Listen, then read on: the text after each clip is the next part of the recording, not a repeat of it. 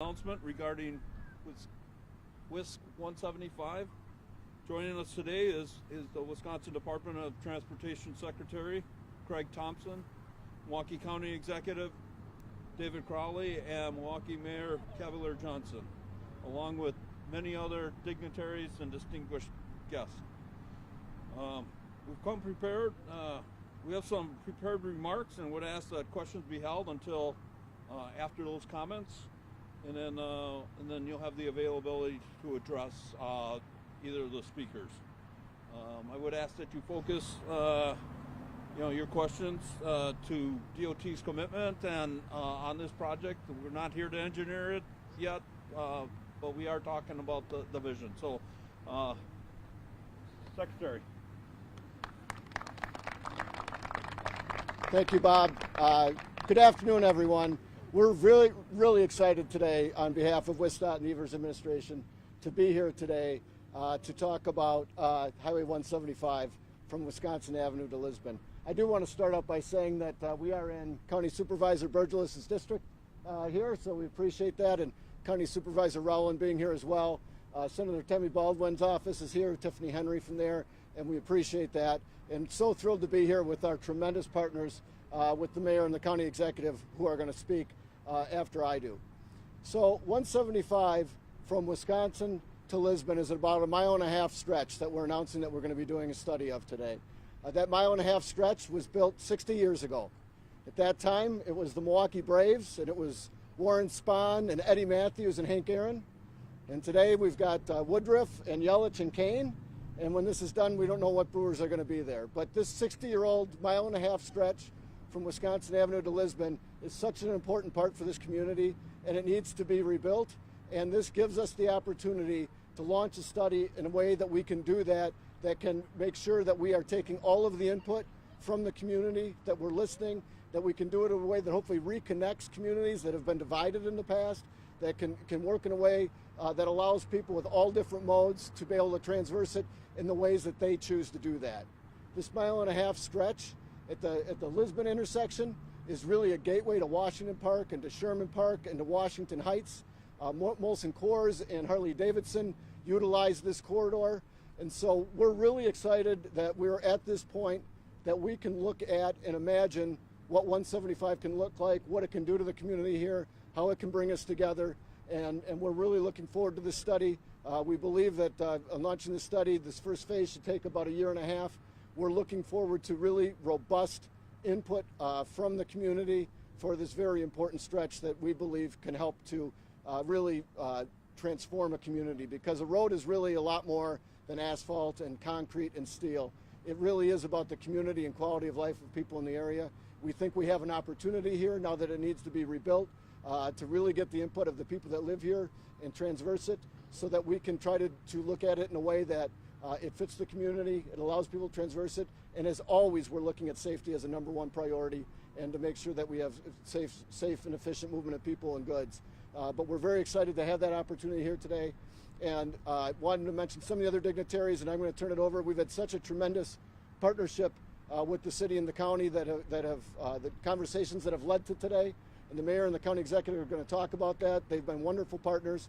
But I'd be remiss if I didn't mention one other dignitary who's standing behind me, and that's Representative Evan Goyke, who has, from the very first day, I think it was the very first day, it might have been my second day that I was in this position, that Representative Goyke has encouraged us to look at this, to think about this, and to imagine what 175 can look like along this stretch. So Evan, we're listening, and we're taking that into consideration. So with that, I look forward to questions afterwards, but at this point in time, I want to turn it over to our wonderful partner and my good friend, County Executive David Crowley. Thank you, Secretary Thompson. Again, I am County Executive David Crowley. And before I begin with my remarks, I just want to say thank you to a few people who made today possible. First, saying thank you to Mayor Johnson for joining us, Milwaukee County, and advocating for reimagining our local highway infrastructure. But also thank you to Governor Evers as well as Secretary Craig Thompson for listening to the calls to study reconnecting this community, particularly in the heart of Milwaukee County. But in addition to those folks, I want to say thank you to Senator Tammy Baldwin, Congresswoman Gwen Moore's office for advocating for our region to make sure federal dollars are here, focusing on reimagining our roadways as well. But just like Secretary Thompson said, I want to give a special shout out and really express my gratitude to my former Assembly colleague and champion of the city of Milwaukee, State Representative Evan Goyke. Can we give him another round of applause? He's been publicly advocating for reimagining this roadway for over a decade. Over a decade. So I want to say thank you for all of your hard work and your continued partnership and leadership on this. And I'm happy to join you all for this historic announcement that supports Milwaukee County's strategic plan to make investments in equity by supporting communities that have traditionally been underserved and literally left behind. I've always said that the time for change is always now, and after years of advocating for reimagining of the highway, I'm thrilled to help lead the way by working with the State Department of Transportation and the City of Milwaukee for a feasibility study. For a long time, I've recognized Highway 175 as one of those divides that separates our community from one another and separates residents from both opportunities and amenities. Residents on one side of the roadway are cut off from one of the county's most recognizable parks, the park that we are in right now, which is Washington Park. And some folks have gotten about a half mile, a mile to go out their way just to be able to enjoy this particular amenity in this neighborhood green space. And in the 60 years since the section of this roadway was finished, our area has changed tremendously. And more importantly, we've learned a lot about how decisions of the past have harmed communities in ways that we still feel today.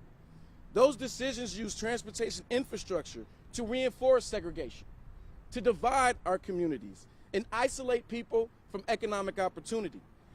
And in order to move forward, we have to acknowledge that individuals made choices to build freeways through black and brown communities like Chicago, like New York, and right here in the city of Milwaukee. And so we continue to feel the effects of those decisions today. And we can see that race as well as zip code explain which communities receive the benefits of our transportation system and infrastructure and which communities was forced to host a burden. But everyone speaking here agrees that our transportation infrastructure could use an update. But it doesn't have to come at the cost of communities of color. We can take a different approach than we have in the past by making sure community voices are included as we work to reimagine what transportation infrastructure looks like in that neighborhood. And one of the biggest changes in the last 60 years that is fueling this approach is the bold, forward-looking leadership that we have in our region. Milwaukee County is proud to have made addressing the impacts of racism our top priority for the past 2 years. And each day we continue to work towards our goal of achieving racial equity. Addressing our transportation needs with the racial equity lens in mind means one day we won't be able to look at race as an explainer of who gets the benefits of transportation and who gets the burden, or who receives accessible transportation options and who doesn't. Any reimagining of the freeway should benefit the entire community, including the businesses that call this neighborhood home. County residents live and work in the neighborhood, and we will make sure that we don't disrupt employment and economic opportunities that currently exist by including the business community's voice in this process. Now, this is a chance to enhance economic opportunity, not to diminish it. We're working with our partners in the business community is how we can make sure our region is getting the most value of reimagining transportation infrastructure. Now, I'm the son of a master electrician, and I was able to see firsthand what the family-sustaining wages learning a skilled trade could provide a particular household. And looking back at history, black and brown construction firms and workers of color didn't enjoy the same financial windfall that their white counterparts enjoyed when major transportation projects were moving forward.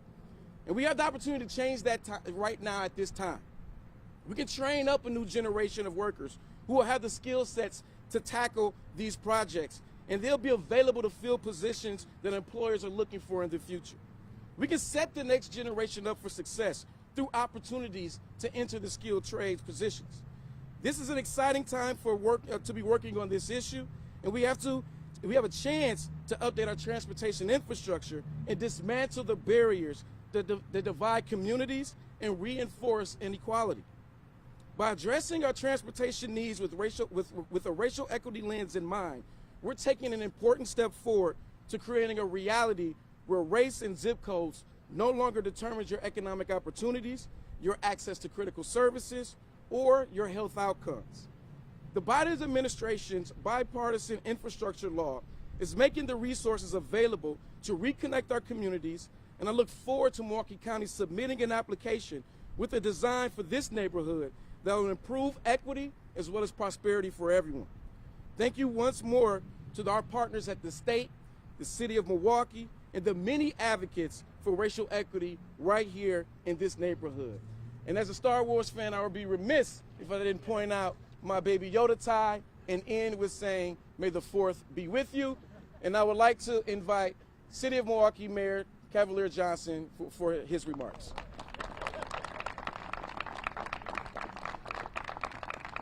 I'm just sad that the county executive didn't say that the 4th is strong in this one. That's all right. Well, I'm Cavalier Johnson, Mayor of the City of Milwaukee. First and foremost, I want to congratulate the county executive as today marks 2 years in office for Milwaukee County Executive. So give it up to County Executive Crowley. With the risk of sounding like a broken record, I also want to heap a lot of praise on my friend, State Representative Evan Goyke, who had the foresight many years ago to encourage the state to look at transforming this critical juncture as well. So once again, for the 3rd time, a round of applause for State Representative Evan Goyke. And I am very encouraged to stand here today alongside Secretary Thompson. Actually, the 2nd day in a row that Secretary Thompson and I have had the chance to be together for issues like this in our city to announce a study looking into the reconfiguration of Wisconsin Highway 175.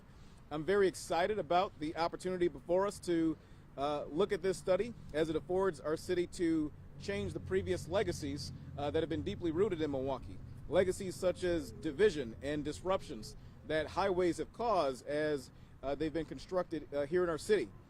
Highways like this, I-175, have left permanent scars on the city of Milwaukee, from the homes and the communities that were demolished, that were once here, to the disconnection that our neighborhoods feel when you have highways that bisect them. It's long past time that we need to ensure that the infrastructure that we have here in the city of Milwaukee works for the city of Milwaukee first and foremost. As we undertake this collaborative effort with our partners at state government and our partners at county government, it's essential that all of us recognize the potential, the real and true potential that we have in unlocking this corridor in the city of Milwaukee. The city certainly recognizes that. That's why we made sure to purchase a critical entry point to this piece of infrastructure years ago that's currently in the city's hand, because we knew or had an inkling that this would be something that we'd like to move forward on in the future. This stretch of roadway from Wisconsin Avenue to Lisbon Avenue, it's a 1.5 mile stretch, and along that stretch lay 3 public parks, and it divides several Milwaukee neighborhoods. Currently, this freeway serves as a dividing line between these neighborhoods solely for the use of cars, solely for the use of automobiles. A transformation of this area will unlock additional economic and commercial value, reconnect local neighborhoods along this route, and provide opportunities for multimodal transportation infrastructure, not just infrastructure for speeding cars. Let me repeat that again. When we have reconstruction in this area, it will unlock economic value, it will unlock commercial value, and it will reconnect neighborhoods, providing opportunities for multimodal transportation, not just for cars. These are the sorts of projects, these are the exact sorts of projects that my administration will continue to pursue where it makes sense to do so. Now it's time to correct the infrastructure flaws of our predecessors. My administration has already engaged with Milwaukee County as well as with the state of Wisconsin to pursue the reimagining of I-175, and I look forward to working with Secretary Thompson as well as County Executive David Crowley to work on this project in the city of Milwaukee. My administration will continue to lead in pushing for transformational infrastructure-related projects to ensure that the city of Milwaukee is built in a sustainable as well as equitable way. There's still a lot of work to accomplish on this front, but I'm determined to push it forward, as are my partners, our partners at the county as well as at the state. So again, thank you all for coming here today. This is a collaborative effort, and that's what I've always talked about. It's about the power of partnerships, and that's exactly what we're seeing being displayed here today. So thank you very much, and with that, I'll kick it back over to Bob.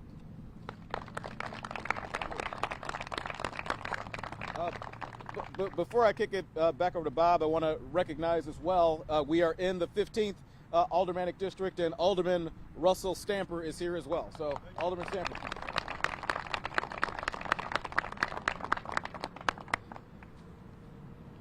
Okay, thank you, and again, thank you, County Exec Crowley and Mayor Cavalier, and of course Secretary Thompson for those great words.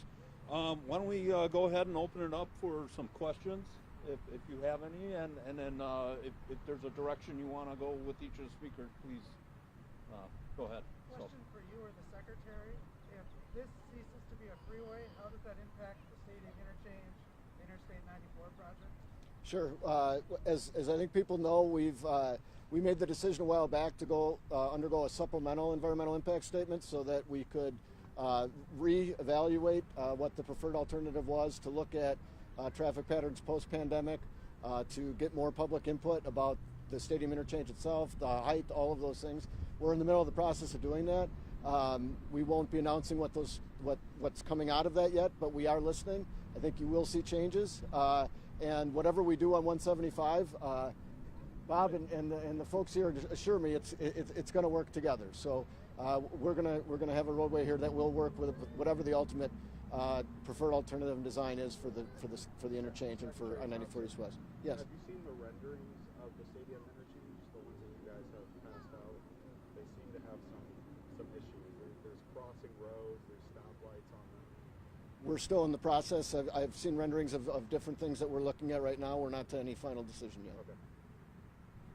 What's the strategy when it comes to getting public input for the project? So once this project starts, we're going to have a lot of different opportunities for public information meetings for a lot of different areas. The only way this is going to be successful is if we have significant public input from the people that live and work here. So we're looking forward to a very robust public involvement in this process. What's the timeline of the study? How long will the study go on? What was that? How long will the study take to complete? So we're looking at phase one taking approximately, you never know these for sure, but about a year and a half. Does that push back the timeline for decisions on the stadium interchange? No. Will this involve seeking federal funding through the bipartisan infrastructure law for the Reconnecting Communities grants that has focused on projects like this that have converting highways to boulevards? Well, as both the mayor and the county executive talked about, there is a new pot of money in the bipartisan infrastructure law for areas that are able to reconnect communities that have been divided.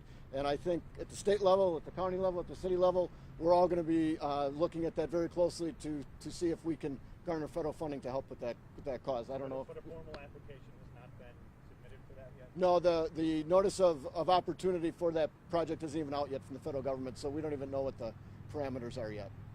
For this study, how much does it cost? Who's funding it? We're going to be funding it, Yep. and I don't know if we have a cost on it yet, Bob, do we?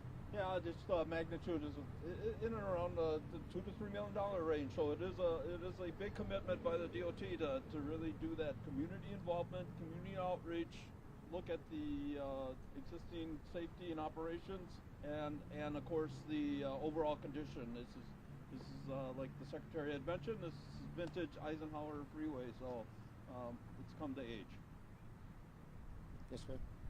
So will part of the study be about the ways that people will be able to access the park, including and also dealing with this boulevard, which has become sort of a racetrack.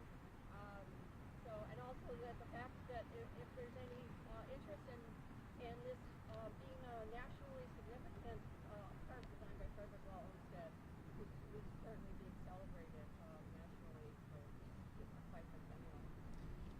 Yeah, absolutely. We're gonna talk with the community on accessibility, both pedestrian, transit, obviously vehicle, and other forms and means of being able to access the community back and forth. So those elements will be looked at and hopefully incorporated. So. Question for either the mayor, county executive, just about with this new project, for those who may be concerned about being priced out with new development, gentrification, as like these communities come together, how can you alleviate those concerns? Well, when we think about this particular project, this is about how we not only right the wrongs of the past, but how we build back better. And anytime you have any type of development, you want to make sure that you're not pricing people out, particularly here within the city of Milwaukee. And I think that working with the mayor, this is a partnership. We want to make sure that everybody who lives in this neighborhood can continue to stay in this neighborhood. But I think this also goes back to making sure that we listen to the people who live and work in this neighborhood. As long as they have a say-so on what everything looks like, I think we're going to be in the best position possible. But it's extremely important that we do everything that we can that doesn't price people out. Absolutely. Fantastic. We got time for maybe one more question, and then okay. As Milwaukee natives, if we ever get to the point where this is a boulevard, there might be talk about naming it something. Is there anybody that comes to mind that you would want to name the street after? Well, Hank Aaron. I think that's probably enough said. He's had been a legend in this community. It leads right to American Family Field. I think that there would be a lot of consensus around Hank Aaron. That's a great way to wrap it up. Thank you. And we'll be available if you need a little bit of one-on-one. Thank you, everybody.